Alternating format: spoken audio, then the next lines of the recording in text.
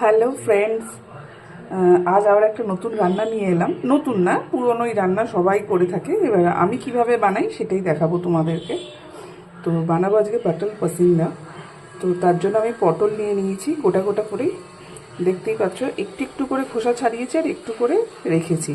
আর পটলটার গা দিয়ে, জানি না তোমরা বুঝতে পারবে কিনা, আমি এই যে এরকমভাবে চারটে করে নিয়েছি, চারদিকে একটু একটু করে কেটে নিয়েছি।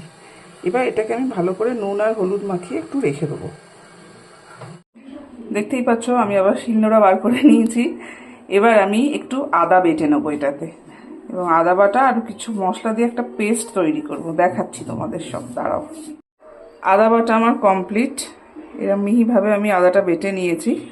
এরপরে আমি পেস্টটা তৈরি করব, সেটাও দেখাবো। এরপর আমি বেটে নেবো হচ্ছে একটু কাজু বাদাম। ঠিক আছে, একটু কাজু বাদাম আমি এবার বেটে নিচ্ছি, নিয়ে বাকিটা দেখাচ্ছি তোমাদের। দেখতে পাচ্ছ তোমরা আমরা এই কত সুন্দর করে কাজু বাদামটা বেটে নিয়েছি, একদম মিহি করে বেটে নিয়েছি কাজু বাদামটা। তো এরপর আমি এটাকে একটা পাত্রের মধ্যে তুলে রাখবো।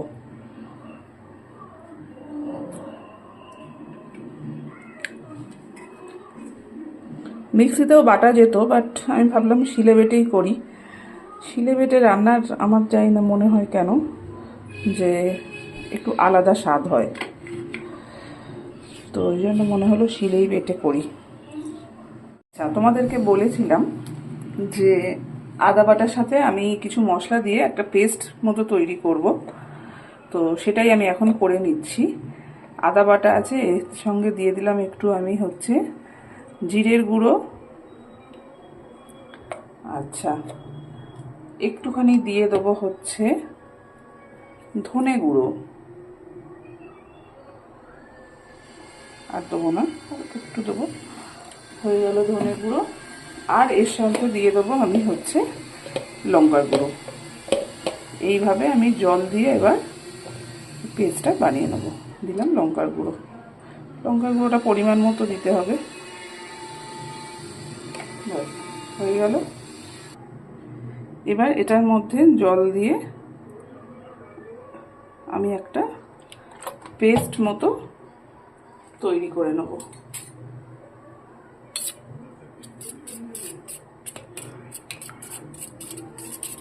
এই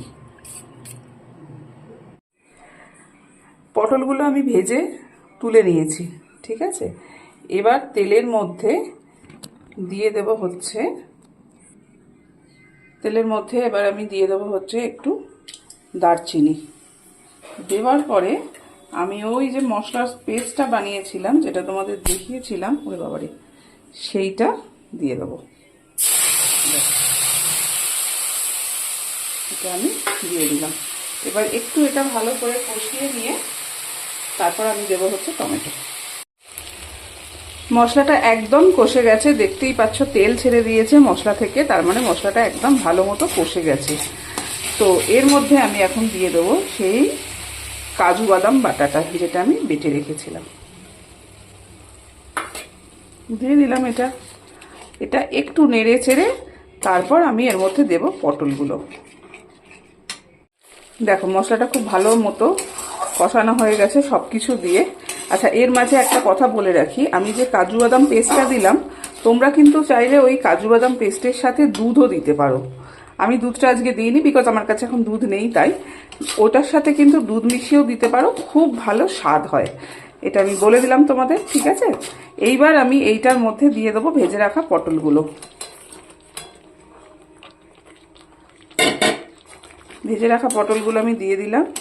ভাজার সময় একটা পটল খুলে গেছে, যাই হোক, ওটা মানে একটু বেশি কাটা হয়েছিল। পটলগুলো আমি যেহেতু চিড়ে দিয়েছি চারদিক থেকে, তার ফলে মশলাটা খুব ভালো মতো এর মধ্যে কিন্তু ঢুকে যাবে।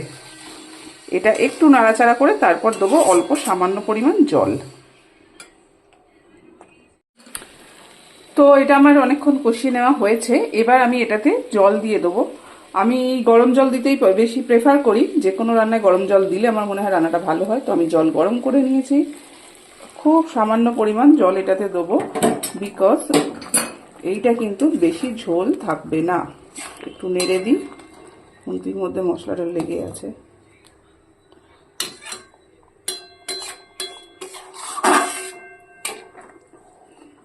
এইবার এটা ফুটলে আমি একটু ঘি আর গরম মশলা দিয়ে এটা নামিয়ে নেব। আর জল কিন্তু আমি এটাতে দেব না। ঝোলটা এখন ফুটছে, তো আমি দিয়ে দেবো এর মধ্যে একটু চিনি। নিরামিষ রান্নায় একটু চিনি দিলে ব্যালেন্সটা ভালো থাকে, রান্নার ব্যালেন্স ইন দ্য সেন্স নুন ঝাল মিষ্টিটা যদি ঠিকঠাক হয় তবে রান্নার স্বাদটা কিন্তু ভালো হয়। তো দিয়ে দিলাম আমি অল্প একটু চিনি। হয়ে গেছে এটা, তো আমি এখন দিয়ে দেবো একটু ঘি ওপর দিয়ে।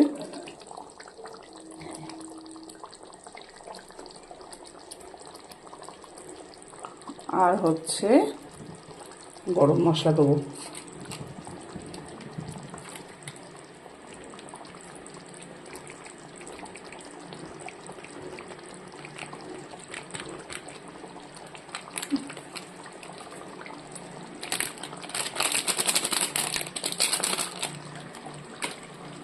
তো রান্না কমপ্লিট, এবার আমি এটা নামিয়ে ফেলবো। যাই হোক, আমি তো শেয়ার করলাম তোমাদের সাথে আমি কিরমভাবে পটল পাসিন্দা বানাই। যদি আমার ভিডিওটা ভালো লেগে থাকে তোমাদের, প্লিজ চ্যানেলটা সাবস্ক্রাইব করে দিও আর সাইডে থাকা বেল আইকনটা একটু ক্লিক করে দিও। টাটা।